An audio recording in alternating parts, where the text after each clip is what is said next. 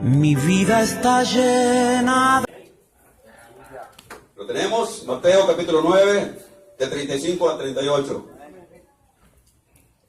La palabra de Dios se lee en el nombre del Padre, del Hijo y del Espíritu Santo. Y la iglesia dice, y a su palabra dice, recorría Jesús todas las ciudades y aldeas, enseñando en las sinagogas de ellos y predicando el evangelio del reino y sanando toda enfermedad y toda dolencia en el pueblo. Y al ver las multitudes, tuvo compasión de ellas, porque estaban desamparadas y dispersas como ovejas que no tienen pastor. Entonces dijo a sus discípulos, a la verdad, la mies es mucha, mas los obreros pocos. Rogad pues al Señor de las mies que envíe obreros a sus mies. Vamos a orar, hermanos. Padre, en el nombre poderoso de Jesús, me presento delante de tu presencia. Como siempre te digo, Señor, solamente añade bendición a tu palabra, porque tu palabra, Padre mío, ya es bendita.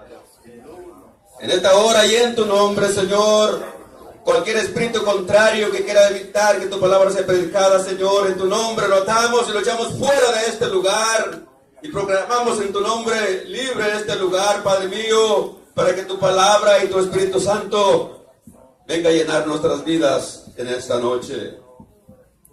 Yo te pido que solamente me uses, Señor, como un canal de bendición para mis hermanos. Habla, Señor, pero habla primeramente a mi vida. Porque yo, al igual que mis hermanos, también he venido con el mismo propósito de escuchar una palabra tuya, Señor. Ayúdame, Señor, para poder traer a tu pueblo esta palabra que tú me has dado para que yo les entregue, Señor. Padre, yo solamente me pongo en tus manos y te doy las gracias en el nombre de Jesús. Amén y amén.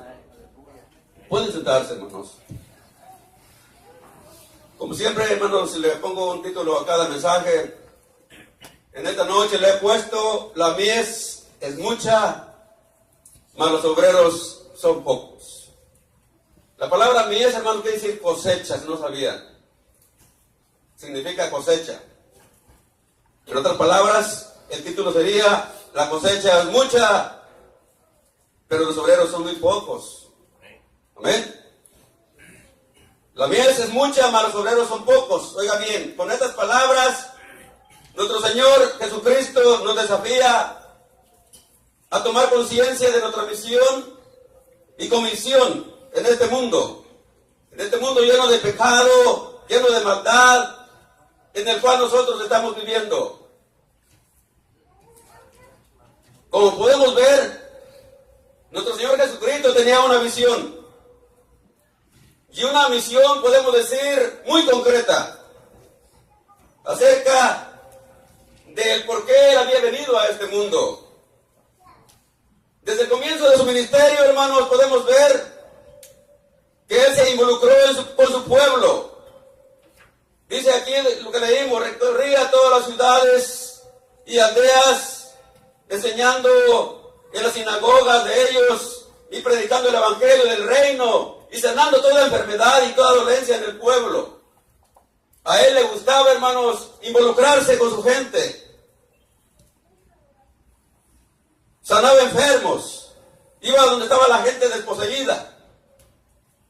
Y también con aquellos que más adelante fueron sus detractores.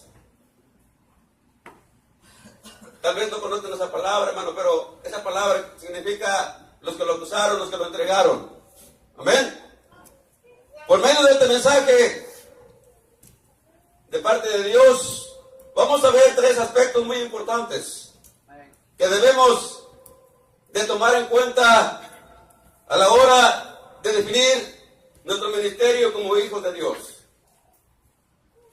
¿Cómo dice el versículo 35 que leímos? Lo que leí ahí, que recorría todas las ciudades y aldeas y enseñaba, y dice que iba a las sinagogas de los judíos y predicaba ahí el evangelio y ahí sanaba enfermos. todas las dolencias o dolores que ve en el pueblo. Notemos aquí primeramente algo. Dice que Jesús recorría todas las ciudades y aldeas. Lógicamente, hermanos, esto implicaba caminar largas distancias. Y en aquel tiempo, hermanos, no había carros, no había trocas como en este tiempo. ¿Qué quiere decir esto? Esto significa, hermanos, esto implicaba incomodidad, cansancio, inclemencias del tiempo. A lo mejor estaba lloviendo, yo no sé.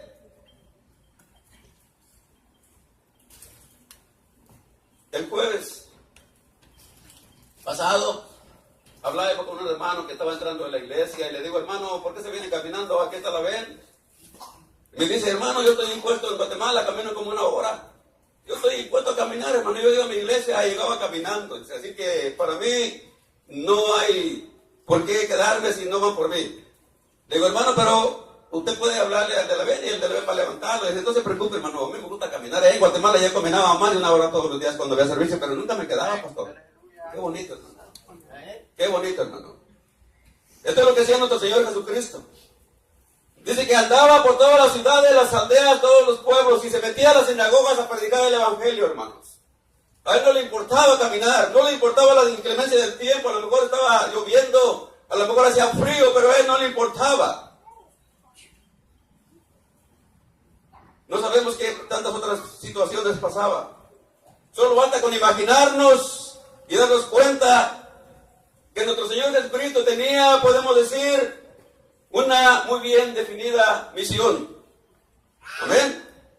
Por eso el mismo enseña algo en este pasaje. Ahí en el número 38, en el versículo dice, rogad pues al Señor de las mies que envíe obreros a sus mies. La cosecha ya estaba lista. Amén. Jesús visitó ciudades grandes y pequeñas, no solamente grandes. Visitó pueblos ricos y pobres. En este tiempo, hermano, oiga bien lo que le voy a decir. Hay predicadores que a veces, aquí no me ha pasado en esta iglesia, pero en otras iglesias me pasaba, hermano, que antes de que invitábamos a un predicador y lo primero que preguntaba, ¿y cuántos miembros tienes? Oiga bien, hermano, primero quieren saber cuántos miembros hay, para ver si cuando va a venir a predicar le va a ir bien con la ofrenda. ¿Se dan cuenta? Pero nuestro Señor Jesucristo en ninguna parte de la Biblia dice que Él cobraba por predicar el Evangelio. En ninguna parte de la Biblia vamos a encontrar que dice que se le pagaba dinero. Amén. Porque predicaba el Evangelio. Él iba a predicar en las grandes ciudades, en las aldeas. Amén. Sanaba enfermos. En otras palabras, su pasión y su interés por las almas de todos se anteponía a vivir en comodidad.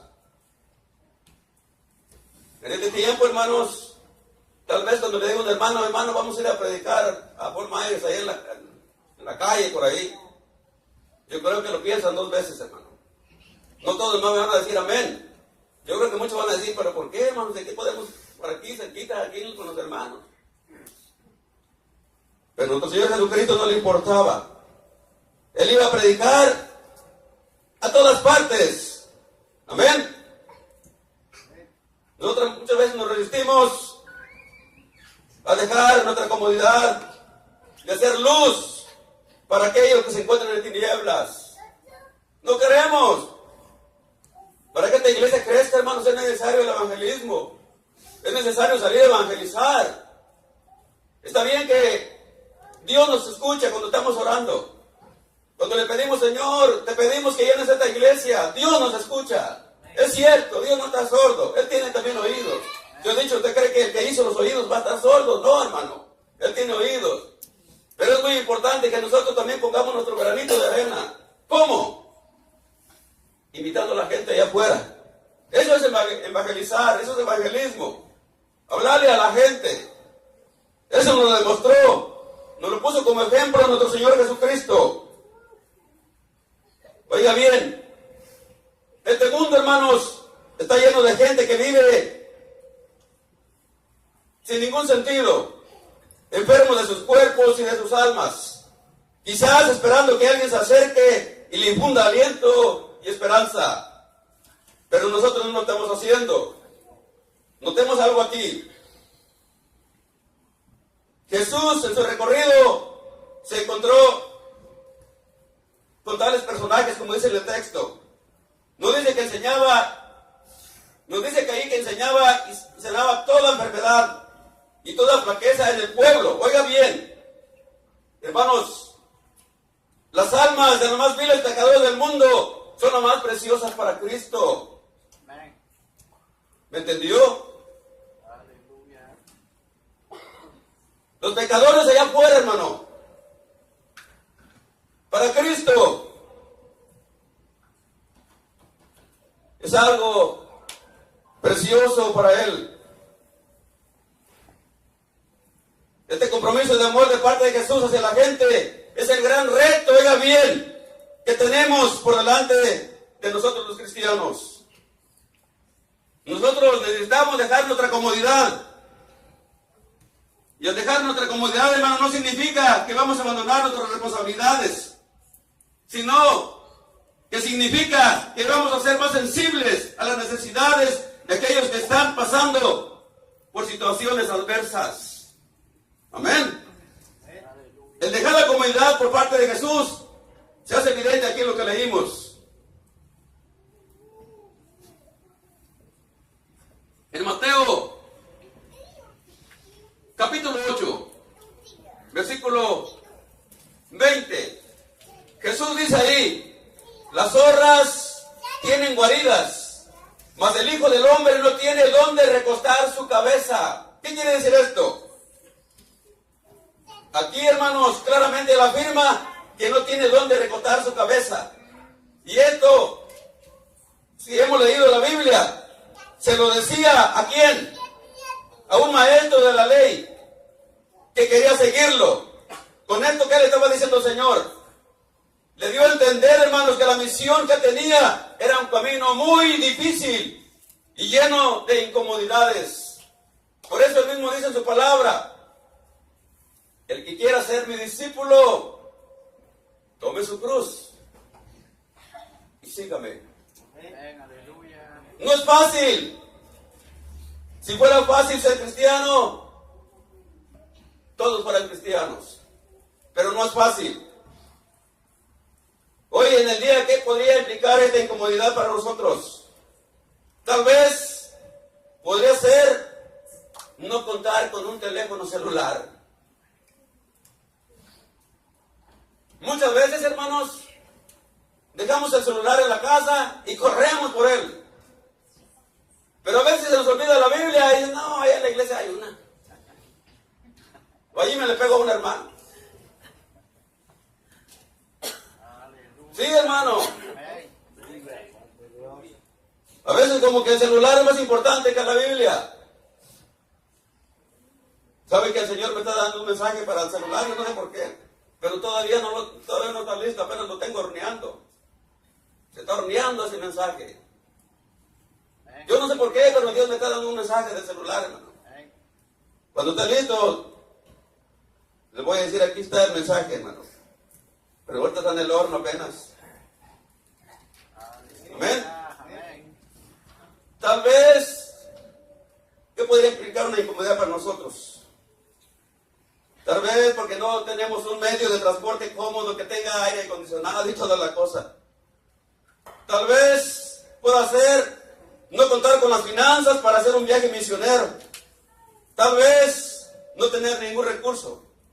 Y tener tan solo la confianza en que todo lo que necesitemos, si es para la obra de Dios, Dios siempre lo va a proveer, hermanos. Amén. Oiga bien esto. Cuando trabajamos para Dios, Dios provee todas nuestras necesidades. Créalo, hermano, por fe. Amén. Gloria a Dios. Hermano Antonio, que saliste como obrero de esta iglesia, ¿estás dispuesto a este reto? ¿Aceptarlo? No es fácil. Esta gran responsabilidad que Dios te ha entregado en tus manos? No me contestes. Ahí te lo dejo de tarea. Hermanos, ¿por qué Jesús se tomó la molestia de sacrificarse por su ministerio? ¿Por qué? Tal vez por lo que dice aquí en Mateo 9:36. Ahí en el versículo dice: y al ver las multitudes, tuvo compasión de ellas. Y luego dice, ¿por qué tuvo compasión? Dice, porque estaban desamparadas y dispersas como ovejas que no tienen pastor. Notemos bien lo que dice claramente. Dice, al ver las multitudes, tuvo compasión de ellas, porque estaban desamparadas y dispersas como ovejas que no tienen pastor. En otras palabras, hermanos, ¿qué está diciendo el Señor? El Señor vio las multitudes y tuvo, podemos decir, una visión general de quiénes eran los personajes que le seguían. Tal vez ahí pudo ver rostros cansados, tal vez llenos de temor, tal vez llenos de tristeza, amén, tal vez llenos de desesperanza. Por eso inmediatamente tuvo compasión de ellas, dice la Biblia. En Mateo capítulo 14, versículo 14, dice, cuando Jesús desembarcó y vio a tanta gente, dice, tuvo compasión de ellas y sanó a los que estaban enfermos. Notemos lo que dice el Señor. Tuvo el mismo sentir hacia la gente y aquella compasión lo movió a tomar acción. Oiga bien, y esa fue la de ¿qué? De sanar a los que estaban con algunos padecimientos. Esa compasión o misericordia que Jesús sintió hacia ellos, hermanos, hacia esas personas, es un claro reflejo, oiga bien esto, de lo que Dios siente por toda la humanidad. Amén.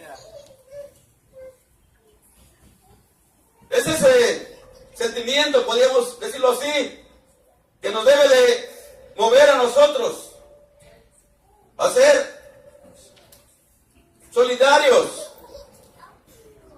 Amén. Y dejar el egoísmo para poder hacer el bien. Nuestra motivación, hermanos, debe de ser la misma. Debemos de trabajar en nuestro interior para ir sacando de nuestro ser todo aquello que nos impide a ser compasivos y buenos con nuestros prójimos.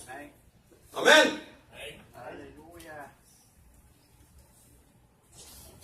Muchas veces, hermanos, los apegos a las cosas materiales nos impiden a que nosotros seamos seres que demos luz en la oscuridad.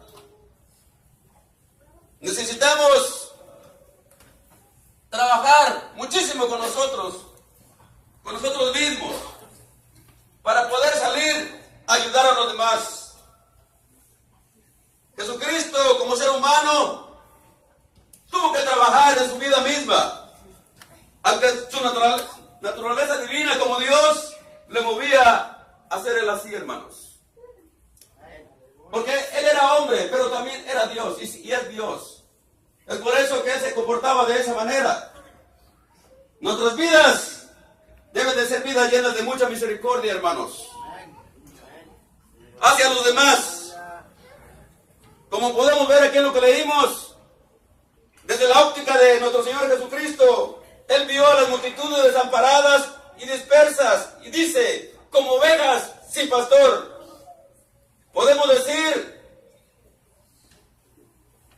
que fue nada optimista la situación que Él miró.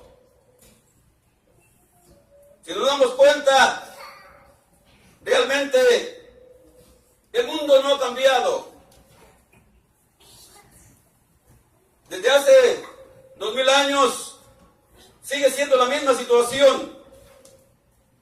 Podemos ver la misma violencia, podemos ver la misma pobreza y el mismo desenfreno se puede ver hoy en día como en aquel tiempo.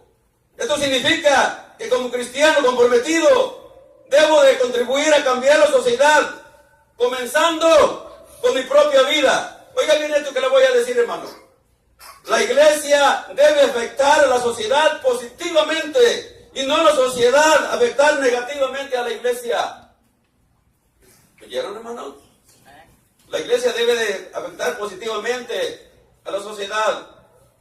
Nuestro reto como cristianos es demostrar el reino de Dios con nuestras acciones.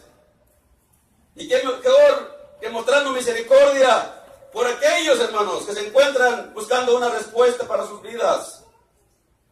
Quizás sea nuestro propio hogar. Amén. Donde debemos de ver las necesidades materiales y espirituales que hay que satisfacer. No necesitamos ir muy lejos. Muchas veces nuestra propia familia está alejada de Dios y nosotros no estamos haciendo nada. ¿Oyeron, hermanos? Los que tenemos hijos, el más grande deseo de nosotros es que nuestros hijos estén en la iglesia, que estén buscando la presencia de Dios. Amén. No es necesario ir lejos a predicarle a la gente. Ahí mismo en nuestra casa, hermano. Con nuestro hermano, con nuestra hermana. Con tu tío, con tu primo, con tu abuelo, con tu hermano, con tus hijos que se están quedando. En aquel día, hermano, yo el mensaje que traje el jueves, parece que fue, estuvimos hablando del rapto de la iglesia. En aquel día va a haber muchas sorpresas. Yo lo que más deseo es que todos ustedes en aquel día estén conmigo, hermanos. Pero si ustedes están desconectados de Dios, tristemente aquí se van a quedar. Amén. Y también les decía que en aquel tiempo muchas iglesias se van a quedar con todo y pastor, porque el pastor no le está predicando con la palabra de Dios, hermanos. Para mí es un compromiso, amén, predicarles con la verdad a ustedes. Porque un día, hermano, yo tengo que darle cuentas a Dios. Un día yo me voy a presentar delante de Él y me va a decir qué pasó con aquellas ovejas que puse en tus manos. Todas se perdieron. No, hermano, yo quiero que en aquel día todos estemos juntos, gozándonos de la presencia de Dios. Cuando diga el Señor, buen siervo fiel, en lo poco me fuiste fiel, en lo mucho te pondré, entra al gozo de tu Señor.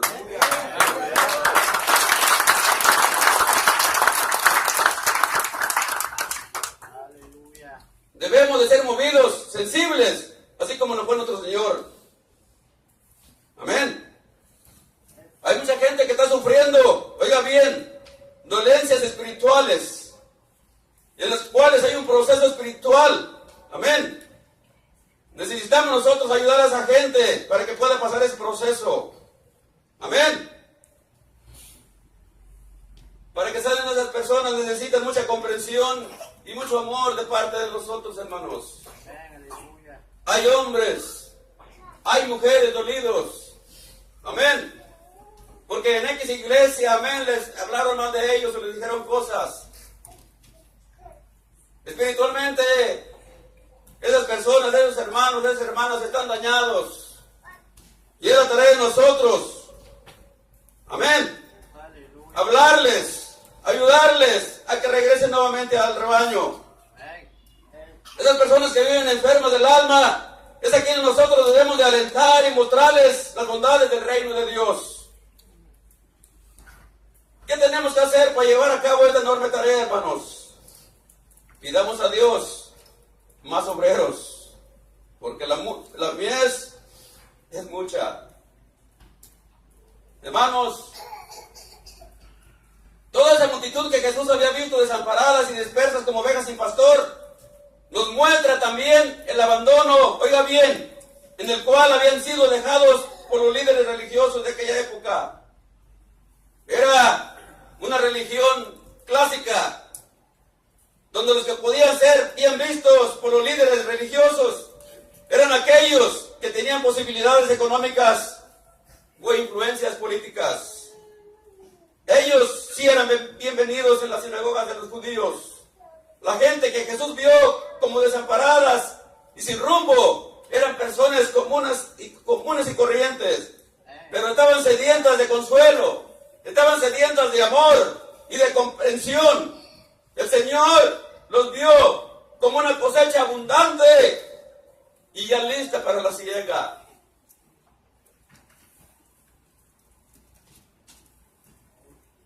La recomendación que el Señor les hace aquí a sus discípulos, ¿qué fue? Es que pidan a Dios obreros para las mies. Él sabía, hermanos, que los 12 discípulos, oigan bien esto, no era suficiente. Estaban también viendo aquellos que hasta el día de hoy nos íbamos a dedicar a tal tarea. Hermano Antonio, qué hermoso es saber que estamos adentro de ese equipo tan selecto de los seres de luz que tenemos la misión de alumbrar el camino a otros. Qué recurso más importante cuando Jesús mencionó que para ayudarnos era necesaria la oración. La importancia de orar a nuestro Dios, hermanos, para que envíe obreros a cumplir la misión encomendada. La preparación en oración que todo discípulo de Cristo debe de tener es vital para poder impactar a los pecadores, para poder impactar a las personas. Yo no sé si le puso atención a lo que leímos, cómo Jesús impactó en la vida de estas personas. Luego de visualizar la situación de ellas, inmediatamente inició un proceso de sanación física. Oiga bien lo que conlleva esto. Esto conlleva la sanación espiritual también. Es la función social y espiritual que el Evangelio produce en aquellos que lo escuchan. Nuestro reto, hermanos, es invitar y comenzar a producir ese impacto social y espiritual. Cada persona sanada físicamente era reincorporada a la sociedad. Los judíos de esa época creían, hermano, que las personas con enfermedades físicas eran impuros. Oiga bien esto. Y estaban pagando pecados de sus padres. Por eso eran despreciados en las sinagogas de aquel tiempo. Pero Jesús llegó a ellos impactando en las sinagogas y en las multitudes desamparadas y sin una guía. A eso se le llama el Evangelio completo. Porque estaba todo incluido, hermano. El evangelismo, oiga bien, la enseñanza, sanaba enfermos, estaba todo incluido en el paquete. Esto es lo que verdaderamente se llama un evangelio completo. Esa es la manera, hermanos, de impactar a nuestra sociedad y producir un cambio en las vidas sin sentido de miles de personas que están buscando respuestas y consuelos en religiones falsas, tal vez en vicios, en apariencias. Amén. Hay vidas sin esperanzas, hay vidas desamparadas, hay vidas sin consuelo en este momento. Y muchos de nosotros, hermanos, éramos parte de esas multitudes.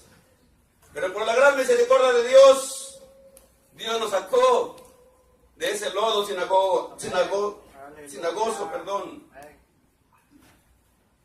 Es lo que dice la palabra del Señor, que Dios nos sacó del lodo cenagoso y nos limpió con su sangre preciosa, restableciendo así, hermano, nuestra dignidad y ofreciéndonos el perdón en nuestras faltas, llenándonos de vida, y dice su palabra, y una vida nueva y en abundancia.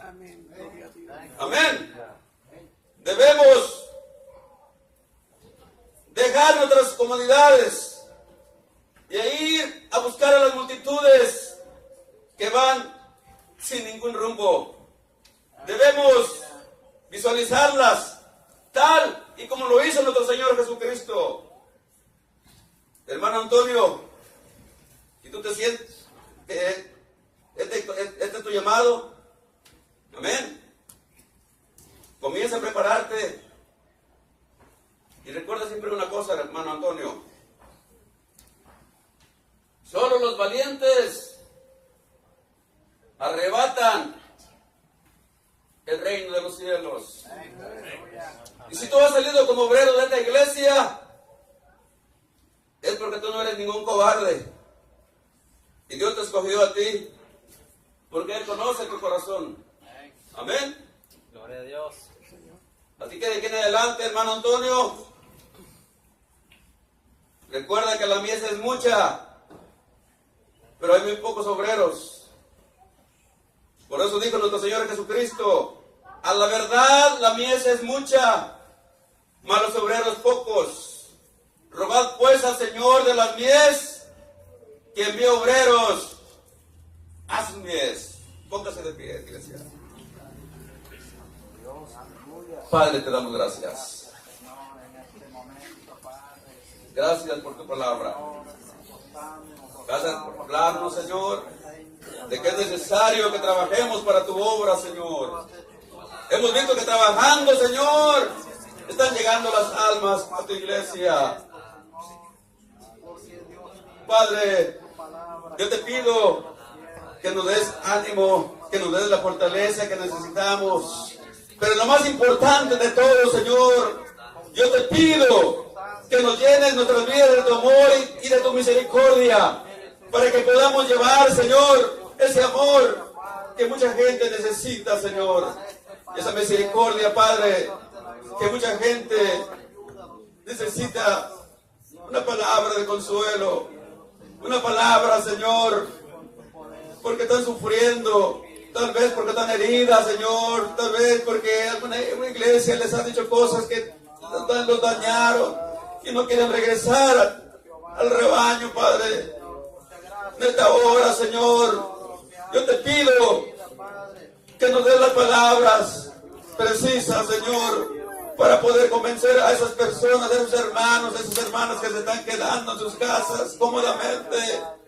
Hazles entender por medio, Señor, de nuestras personas, Padre, pero que tú seas tú hablando por nosotros, que seas tú, Señor, el que abra nuestros labios cuando hablemos con ellas, para que podamos convencerlas, Señor, de que están en un error, de que el día de mañana no es nuestro, que muy pronto va a sonar la trompeta, y que tú vienes a levantar a tu iglesia, pero una iglesia que está preparada.